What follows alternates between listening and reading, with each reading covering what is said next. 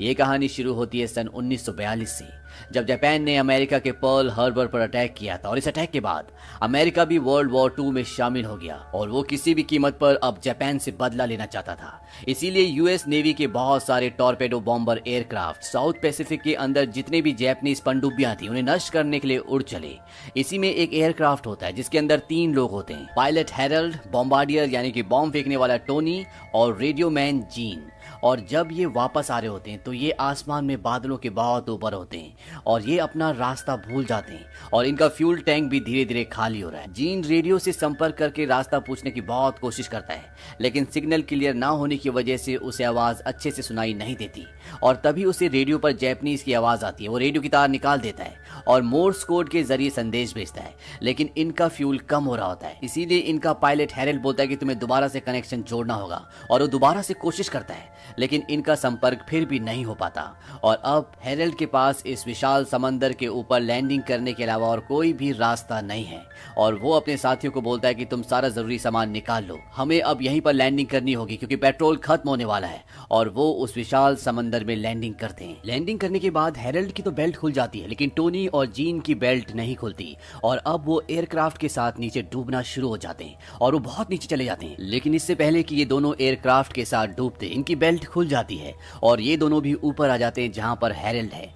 इनके पास एयरबोट होती है और ये तीनों उस एयरबोट पर बैठ जाते हैं, लेकिन इनके पास ना अब खाने के लिए खाना है ना पीने के लिए पानी है। हालांकि इनके एयरक्राफ्ट में सब कुछ था, लेकिन ये उसमें फंस गए थे, इसीलिए उसमें से कुछ निकाल नहीं पाए। और इस साउथ पैसिफिक में, इस विशाल समंदर में जिसका इन्हें कहीं भी कोई अंत नहीं दिखता, ये तीनों फंस चुके हैं। लेकिन इन्हें पूरा यकीन है कि जल्द यहाँ पर यूएस नेवी आएगी और इन तीनों को यहाँ से बचा कर ले जाएगी। और ऐसा होता भी है। इन्हें आसमान में एक यूएस नेवी का एयरक्राफ्ट दिखता है। चीफ कहता है कि पानी में पैराशूट खोल दो ताकि ऊपर से वो उस पैराशूट को देख सके, क्योंकि जो इनकी एयरबोट है वो बहुत छोटी है और इतनी ऊंचाई से इनकी एयरबोट को नहीं देखा जा सकता। पर इनके पास पैराशूट नहीं होता, वो समंदर में एयरक्राफ्ट के साथ डूब चुका होता है। और ना ही इनके पास फ्लेयर गन होती है जिसे चला के ये इशारा दे सके कि ये यहाँ पर है। ये तीनों अपनी लाइफ जैकेट निकालते हैं और उसे हिलाना शुरू कर देते हैं और साथ ही चिल्लाते भी हैं, लेकिन वो एयरक्राफ्ट इतनी दूर होता है कि वो इन्हें देख ही नहीं पाता और वो वापस चला जाता है। हैरल्ड जो कि पायलट होता है वो कहता है कि ये हमें यहाँ पर ढूंढने के लिए आए थे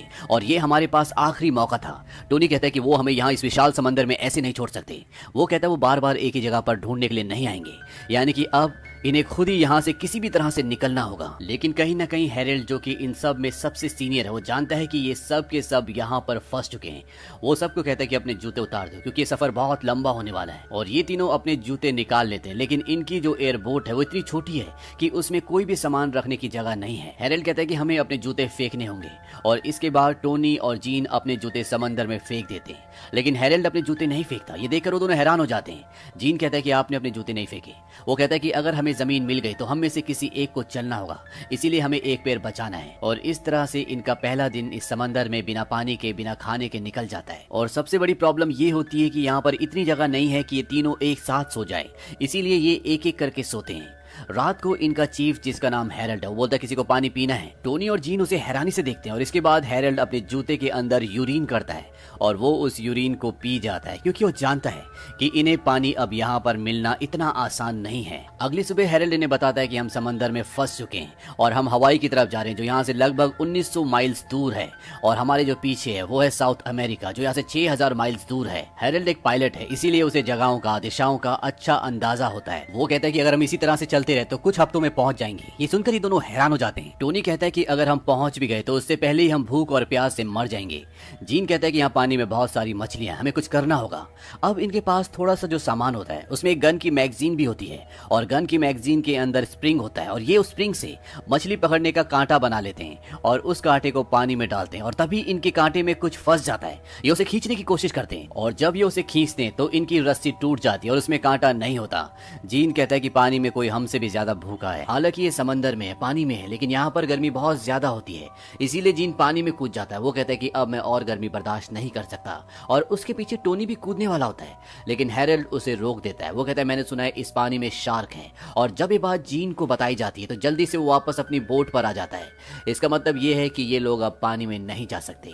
धीरे धीरे वक्त बीतता है और इन्हें आज इस बोट पर पूरे 5 दिन हो जाते हैं और 5 दिनों से ना इन्होंने पानी की एक घूंट पी है, ना ही खाने का एक निवाला खाया है। और ये तीनों के तीनों बहुत कमजोर हो जाते हैं। और जब टोनी बर्दाश्त नहीं कर पाता तो वो समंदर का पानी पीने की कोशिश करता है, लेकिन हैरोल्ड उसे रोक लेता है। वो कहता है कि ये पानी तुम्हारे शरीर को और भी सुखा देगा। दरअसल इन सब के यहाँ पर फंसने का सबसे बड़ा कारण ये होता है कि हैरोल्ड, जो कि इनका पायलट है, वो वेस्ट की तरफ जा रहा होता है और वो जीन से कंफर्मेशन मांगता है कि क्या हम सही जा रहे हैं। और रेडियो पर जीन को ये बताया जाता है कि तुम्हें ईस्ट जाना है, और इसी वजह से रास्ता खो देते हैं और पेट्रोल खत्म होने की वजह से अब ये समंदर में फंस चुके हैं। अब अचानक से हैरोल्ड को याद आता है कि उसकी शर्ट की जेब में एक पेंसिल है, जिससे वो बहुत खुश हो जाता है। वो पेंसिल निकालता है। वो कहता है कि हम चार्ट बना सकते हैं, जिससे हम ये पता कर सकते हैं कि हम एग्जैक्टली अभी कहां पर है। और इसके बाद वो अपनी राफ्ट पे, अपनी एयरबोट पर ही एक चार्ट बनाना शुरू कर देता है। और चार्ट बनाने के बाद जब उसे अपनी स्थिति का पता चलता है तो वो कहता है कि हमें अपनी बोट को हवा के साथ बहने से रोकना होगा। और वो लाइफ जैकेट से और इनके पास जो और सामान होता है उससे एक लंगर बनाते हैं, जिससे इनकी बोट एक जगह पर स्टेबल हो जाएगी। और जब ये उसे निकालेंगे तब ये उसी दिशा में जाएंगे जिस तरफ हवा चल रही होगी, और ऐसा करने से उस तरफ जा सकते हैं जिस तरफ ये जाना चाहते हैं। ये लंगर बनाकर पानी में डाल देते हैं, जिससे इनकी बोट स्टेबल हो जाती है। और इसके बाद ये प्रेयर करते हैं, और प्रेयर करने के बाद जीन कहता है कि हमने जिंदगी में सभी काम अच्छे नहीं किए, लेकिन हमें आपकी मदद की जरूरत है। हैरोल्ड ईश्वर से मांगता है कि इस समंदर में जितनी भी बोट्स हैं उन सब की रक्षा करना, और उन्हीं बोट्स में से एक बोट हमारी भी है। टोनी कहता है कि जैसा मेरे दोस्तों ने कहा, बिल्कुल सही कहा, लेकिन हमें सबसे ज्यादा जरूरत यहाँ पर बारिश की है। कृपया आप बारिश कर दें। लेकिन बारिश नहीं होती। इस बात से टोनी डिसअपॉइंट हो जाता है। जीन कहता है कि ईश्वर को थोड़ा सा वक्त दो। अब रात हो जाती है और ये जब सब के सब सो रहे होते हैं तभी बारिश होना शुरू हो जाती है। और कई दिनों के बाद आज इन्होंने पहली बार पानी की एक घूंट पी है, जिससे इन्हें बहुत राहत मिलती है, क्योंकि इनकी पूरी बॉडी डिहाइड्रेट हो चुकी थी। अगले दिन ये दिखाया जाता है कि जीन कई दिनों से मछली पकड़ने की कोशिश कर रहा है, लेकिन वो एक भी मछली नहीं पकड़ पाता। हैरोल्ड उसे कहता है कि मैंने तुमसे ज्यादा पेशेंस रखने वाला फिशरमैन आज तक नहीं देखा। तुम पिछले एक हफ्ते से मछली पकड़ने की कोशिश कर रहे हो, लेकिन तुम एक हफ्ते में एक भी मछली नहीं पकड़ पाए। जीन कहता है कि जहां से मैं आया हूं वहां पर एक कहावत है, you don't catch you don't eat. लेकिन जीन अब खुद भी फ्रस्ट्रेट हो चुका है। वो अपनी जेब से चाकू निकाल लेता है। हैरोल्ड उसे कहता है कि मैंने तुम्हें कितनी बार कहा है कि इस चाकू को हमेशा अपनी जेब में रखना, क्योंकि सिर्फ एक यही चीज हमारे पास है जो इस राफ्ट में छेद कर सकती है। लेकिन जीन उसकी बात नहीं सुनता और वो पानी में मछली का इंतजार करना शुरू कर देता है। और जैसे उसे पानी में मछली दिखती है वो उस पर वार कर देता है, लेकिन उसे लगता है कि उसने राफ्ट पर चाकू मार दिया है। वो कहता है कि मुझसे गलती हो गई, मैंने राफ्ट पर चाकू मार दिया। हैरोल्ड कहता है कि चाकू को निकालना मत, क्योंकि अगर उसने चाकू निकाल दिया तो पानी राफ्ट के अंदर भर जाएगा और इस तरह से ये अपनी राफ्ट खो देंगे। लेकिन जीन देखता है कि उसने चाकू एक शार्क मछली के बच्चे को मारा होता है और वो उसे ऊपर राफ्ट के अंदर खींच लेता है। और इसके बाद ये सब मिलकर उस शार्क के बच्चे को मार देते हैं और उसके पेट से कई सारी छोटी मछलियां भी निकलती है। और इस तरह से पूरे एक हफ्ते बाद ये ठोस खाने का पहला निवाला खाते हैं, जिससे न केवल इन्हें खुशी होती है बल्कि इनकी बॉडी में एनर्जी भी आती है। यहाँ पर जो हैरोल्ड होता है वो कहता है कि मैं अब घर जाऊंगा, मेरी पत्नी मुझसे बहुत नाराज होगी। वो इन दोनों से भी पूछता है क्या तुम्हारी शादी हो गई है। दरअसल ये एक दूसरे को इतनी अच्छी तरह पर्सनली नहीं जानते। टोनी कहता है कि मेरी शादी नहीं हुई, लेकिन मेरी एक गर्लफ्रेंड है। जीन कहता है कि ना मेरी शादी हुई है ना गर्लफ्रेंड। टोनी जीन को कहता है कि तुम जब वापस जाओगे तो तुम मेरी बहन को डेट कर लेना, वो बहुत खूबसूरत है। अब जब ये बातें कर रहे होते हैं तब ये देखते हैं कि बहुत सारी शार्क्स इनकी राफ्ट के चारों तरफ घूम रही होती है। दरअसल इन्होंने जिस शार्क के बच्चे को मारकर खाया है उसका कुछ खून पानी में भी गिर गया था, जिसकी स्मेल से सारी शार्क्स यहाँ पर आ जाती हैं। लेकिन वो इनकी राफ्ट को कुछ भी नहीं करती, वो सब की सब वापस चली जाती हैं। दरअसल साउथ पैसिफिक शार्क्स मछलियों के लिए बहुत मशहूर है और वो कभी भी इनकी राफ्ट को गिराकर इन सबको खत्म कर सकती है। लेकिन इस बार इनकी किस्मत अच्छी होती है, इसीलिए ये बच जाते हैं। अब हालांकि इन्होंने खाना खा लिया, इन्हें पानी भी मिल चुका है, लेकिन जैसे जैसे दिन बीतते हैं ये एक बार फिर से कमजोर होना शुरू हो जाते हैं। और एक रात को जीन जब पानी के अंदर हाथ डालकर बैठा होता है तभी एक शार्क उसके हाथ पर हमला कर देती है, जिससे उसके हाथ को वो जख्मी कर देती है। लेकिन जीन की किस्मत अच्छी होती है कि उसके हाथ में बहुत ज्यादा चोट नहीं आई।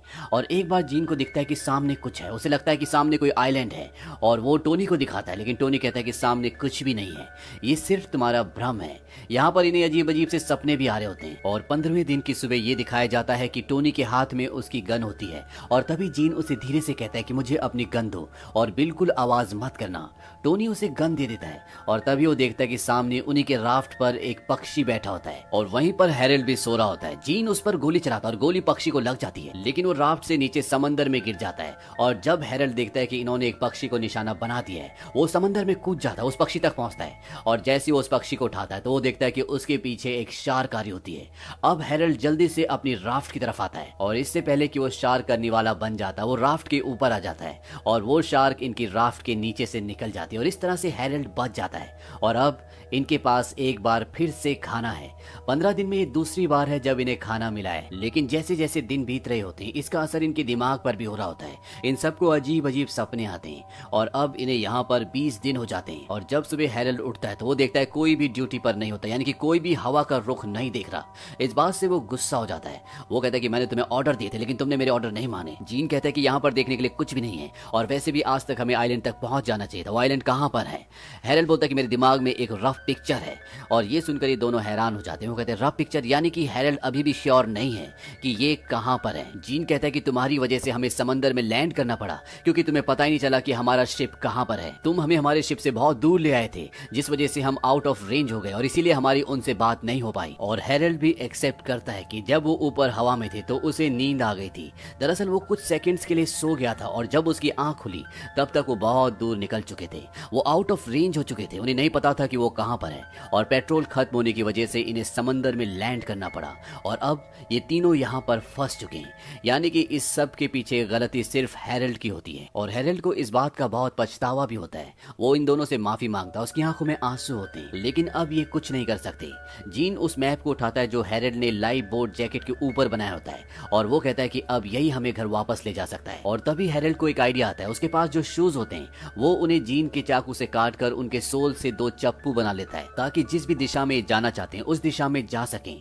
और टोनी कहता है कि जो भी सबसे पहले आइलैंड देखेगा उसे बाकी के 2 लोग डिनर करवाएंगे, वो भी उसकी मनपसंद जगह पर। लेकिन इनकी मंजिल इतनी आसान नहीं है और कुछ और दिन बीत जाते हैं और आज इन्हें समंदर में पूरे 30 दिन हो चुके हैं और 30 दिन के बाद इनके अंदर अब बोलने की भी हिम्मत नहीं है क्योंकि ये प्यासे हैं, ये भूखे हैं और ना ही इनके पास कोई मोटिवेशन है। अब उसी रात को बारिश होना शुरू हो जाती है जिससे इन्हें एक बार फिर से पानी मिल जाता है। लेकिन तभी ये देखते हैं कि बहुत बड़ा एक तूफान भी सामने से आ रहा होता है और ये उस तूफान में फंस जाते हैं। इनकी राफ्ट उलट जाती है और टोनी, जिसको तैरना नहीं आता, वो भी खो जाता है। लेकिन तभी ये देखते हैं कि टोनी भी राफ्ट की दूसरी तरफ होता है। ये राफ्ट को सीधा करते हैं और बड़ी मुश्किल से एक एक करके सब के सब राफ्ट के ऊपर चढ़ जाते हैं और इस तरह से ये इस भयानक तूफान से बच जाते हैं। और अगली सुबह ये दिखाया जाता है कि ये तीनों बहुत बुरी तरह से थक चुके हैं और इनके पास जो थोड़ा बहुत सामान था वो रात को तूफान में समंदर में कहीं खो गया और इन्होंने भी अब मान लिया है कि ये अब बचने वाले नहीं हैं। ये इस राफ्ट के ऊपर एक जिंदा लाश की तरह पड़े होते हैं और इन्हें अपने घर की भी याद आ रही होती है। हैरल्ड अपनी पत्नी को याद कर रहा होता है और जीन को टोनी की बहन समंदर में बैठी हुई दिखती है। दरअसल उसको हेल्यूसिनेशन होता है। जिस तरह से टोनी ने अपनी बहन का डिस्क्रिप्शन दिया था उस हिसाब से वो उसकी इमेज को देखता है और टोनी से कहता है कि मुझे लगता है कि मुझे तुम्हारी बहन से प्यार हो गया है। टोनी कहता है कि तुम दोनों एक ग्रेट कपल बनते। हैरल्ड ये सब सुनकर बहुत दुखी होता है। वो कहता है मुझे नहीं पता था कि ये सब इस तरह से एंड होगा, मुझे माफ कर दो। दरअसल हैरल्ड अपने आप को इसके लिए गुनहगार समझ रहा होता है। लेकिन तभी टोनी बड़ी मुश्किल से बैठता है और वो कहता है कि हम बहुत दूर तक आ चुके हैं और इस तरह से हम हार नहीं मान सकते। और इसके बाद वो अपने हाथ से चप्पू चलाना शुरू कर देता है और उसे देखकर ये दोनों भी बैठ जाते हैं और वो भी ऐसे ही करते हैं। लेकिन चाहे ये अपने आप को कितना भी मोटिवेट क्यों ना कर लें, इनके शरीर में बिल्कुल भी एनर्जी नहीं होती। और 34 दिन बाद जब ये पूरी तरह से बेहाल हो चुके हैं, लगभग मर चुके हैं, इनके अंदर बात करने की भी हिम्मत नहीं है। और उसी हालत में टोनी कहता है कि मैंने सपना देखा जिसमें मैंने एक बहुत हरा खेत देखा। हैरल्ड कहता है कि ये सपना मैं 2 बार देख चुका हूँ। और इसके बाद हैरल्ड थोड़ा सा पानी समंदर का उठाकर पीना शुरू कर देता है। दरअसल उसने मान लिया है कि वो अब नहीं बचेगा। और तभी उसके सामने लेटा हुआ जीन कहता है कि मुझे सामने कुछ हरा हरा दिख रहा है। और जब ये तीनों उठकर देखते हैं तो ये एक आइलैंड होता है और इसे देखकर इन सब के अंदर एक खुशी, एक एनर्जी आ जाती है क्योंकि 34 दिन समंदर में बिताने के बाद आज ये एक छोटे से आइलैंड तक पहुंच गए हैं और ये अपने हाथों से जोर जोर से नाव को उस तरफ धकेलना शुरू कर देते हैं। और कुछ ही पलों के बाद ये तीनों समंदर के किनारे पर पड़े होते हैं। 34 दिनों के बाद इन्होंने धरती को छुआ है जिससे इन्हें बहुत सुकून मिलता है। यहीं बीच पर 2 झोपड़े भी होते हैं और ये तीनों के तीनों उस तरफ चल पड़ते हैं। और इस तरह से इस मुश्किल सफर को खत्म करके ये तीनों 20 फरवरी सन 1942 को पूका पूका नाम के एक बीच पर पहुंच जाते हैं। इन तीनों की जान इसलिए बची क्योंकि इन्होंने इतने मुश्किल सफर में भी कभी होप नहीं छोड़ी। और होप एक ऐसी चीज होती है जो जिंदगी में आपको लड़ना सिखाती है, आगे बढ़ना सिखाती है। वो आपके अंदर जज्बा लेकर आती है और इसी जज्बे से ये तीनों बच गए। और अंत में बताया जाता है कि इन तीनों ने 1000 माइल से भी ज्यादा का सफर उस छोटी सी राफ्ट में किया था। और हैरल्ड को नेवी ने अवार्ड भी दिया क्योंकि उसने इस मुश्किल सफर में अपने क्रू को बहुत अच्छे से लीड किया था। लेकिन इसके बाद उन्होंने कभी भी कोई भी एयरक्राफ्ट नहीं उड़ाया। टोनी जब पूरी तरह से ठीक हो गया तो उसने अपना करियर नेवी में ही कंटिन्यू रखा और 1986 में जब उसकी मृत्यु हुई तो उसकी राख को समंदर के ऊपर से छोड़ दिया गया। जीन ने भी वॉर के दौरान रेडियो मैन का काम किया और सन 1946 में उसने टोनी की बहन फ्रांसिस से शादी कर ली। और अंत में हमें इन तीनों की एक रियल पिक्चर भी दिखाई जाती है जिससे ये पता चलता है कि इन तीनों ने 34 दिनों तक समंदर में कितना संघर्ष किया था। तो ये थी वर्ल्ड वॉर 2 की एक सच्ची घटना जिसमें हैरोल्ड डिक्सन, टोनी पेस्टुला और जीन एल्ड्रिच ने अपनी जिंदगी को बचाया। उम्मीद करते हैं कि ये कहानी आपको पसंद आई होगी।